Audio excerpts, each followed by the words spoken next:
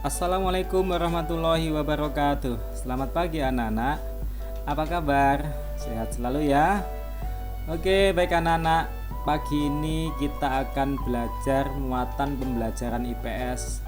Kali ini kita belajar tema 1, subtema 2. Melanjutkan pelajaran kemarin tentang negara-negara yang ada di Asia Tenggara yang menjadi anggota ASEAN.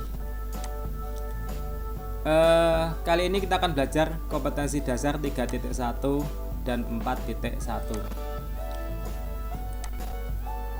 Perekonomian negara-negara anggota ASEAN.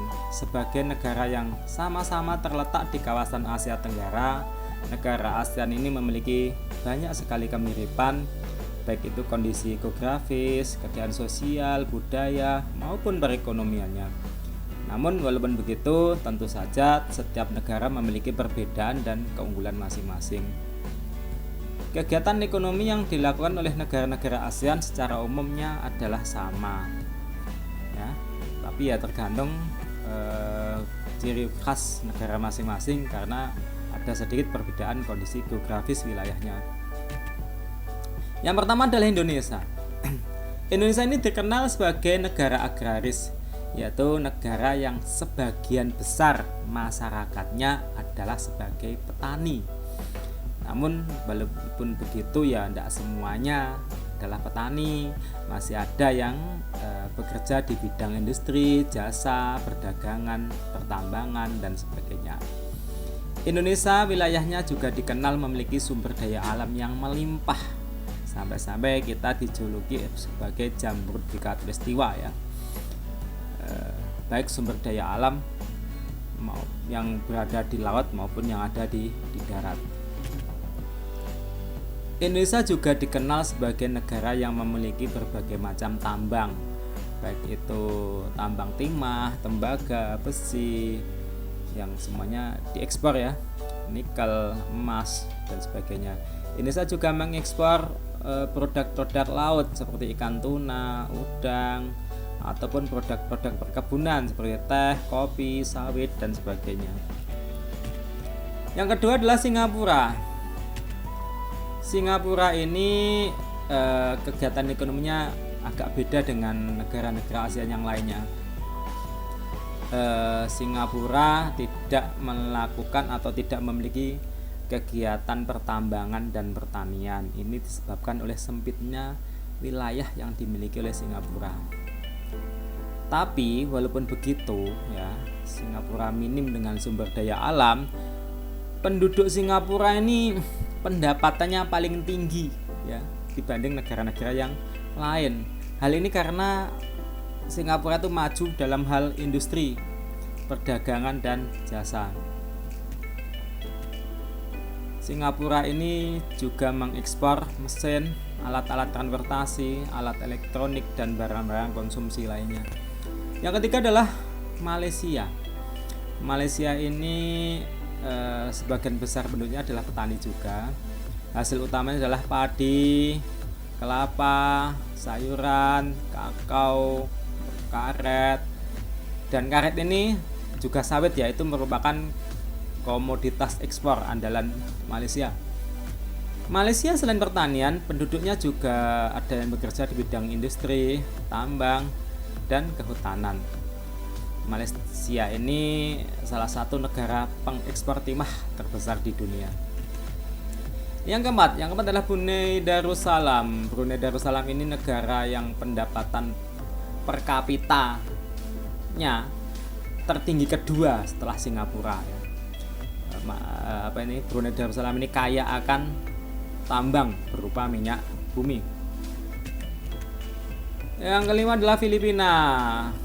Filipina ini sama ya dengan Indonesia dan Malaysia, yaitu negara agraris, juga memiliki tambang dan industri. Komoditas ekspornya terdiri dari gula, kopra, kayu, nanas, biji tembaga. Filipina ini dikenal sebagai negara penghasil kopra dan serat abaka yang terbesar di dunia. Yang keenam adalah Vietnam. Vietnam ini mayoritas penduduknya adalah petani ya. Hasil utamanya itu adalah padi. Ada juga yang kerja di bidang perkebunan, industri, tambang. Kegiatan industri Vietnam menghasilkan tekstil, semen, pupuk, ban, kaca. Sedangkan tambangnya menghasilkan emas, biji besi, timah, gamping, dan sebagainya ya. Hasil hutannya adalah bambu, kayu, karet, kayu manis, dan pinang. Laos. Nah, Laos ini juga agraris ya. Karena itu sama ya, hampir sama negara-negara Asia Tenggara, ASEAN ya. Itu kegiatan ekonomi penduduknya. Hasil utamanya adalah padi, kopi, kapas, jagung, tembakau. Selain itu juga ada tambang di sana, yaitu sedikit tapi tidak bisa diandalkan. Selanjutnya adalah yang ke-8 adalah Kamboja. Lembah Sungai Mekong yang subur dimanfaatkan oleh penduduknya untuk petani lagi ya. Hasil utamanya adalah jagung dan padi.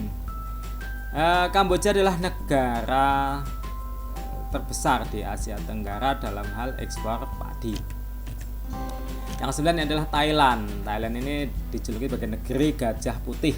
Kemarin saya katakan bahwa Thailand ini adalah salah satunya negara yang tidak pernah dijajah oleh negara barat. Sama dengan negara yang lain, kegiatan ekonomi penduduknya adalah bertani atau negara agraris ya. Thailand adalah penghasil beras terbesar di Asia Tenggara dan terbesar ketiga di dunia. Karena itu Thailand dijuluki sebagai negara lumbung padi Asia. Selain pertanian, penduduk Thailand juga melakukan kegiatan pertambangan, perikanan, industri, dan kehutanan. Thailand adalah salah satu negara yang merupakan pengekspor timah. Yang ke-11 adalah Myanmar. Ekonominya sama ya, pertanian juga ya. Ada di lembah sungai Irrawaddy dan Salwen. Hasil utamanya padi. Ya, negara ini dikenal dengan ukiran kayu dan gading yang sangat indah. Pemineran sutra, batu permata yang dibuat dengan tangan anak-anak. Dari sektor perkebunan, Myanmar menjadi negara pengekspor jati ya, kayu jati yang paling penting di dunia. Itu anak-anak kegiatan pelajaran hari ini. Semoga pandemi segera berakhir, kita nggak belajar online saja ya. Untuk tugas, sebutkan negara mana yang wilayahnya sempit sekali, tidak memiliki atau sedikit sekali memiliki sumber daya alam, namun penduduknya sangat kaya raya ya, penghasilan per kapitanya sangat tinggi. Sebutkan dan jawablah di kolom komentar. Sekian, assalamualaikum warahmatullahi wabarakatuh.